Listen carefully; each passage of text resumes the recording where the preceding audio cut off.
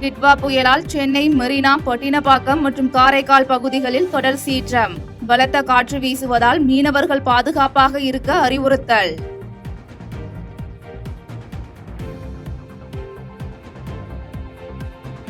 சென்னை மாநகர் பகுதிகளில் சூறைக்காற்றுடன் விட்டு மழை. புறநகர் பகுதிகளிலும் பெய்த மழையால் வாகன ஓட்டிகள் அவதி.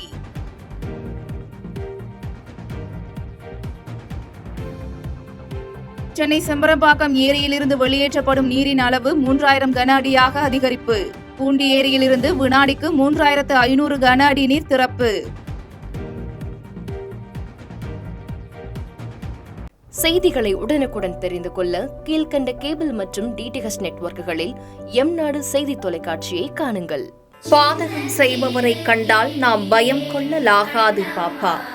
மோதி மிதித்துவிடு பாப்பா, அவர் முகத்தில் உமிழ்ந்துவிடு பாப்பா. அண்மை செய்திகளை உடனுக்குடன் தெரிந்து கொள்ள இணைந்திருங்கள் எம்நாடு தொலைக்காட்சியுடன்.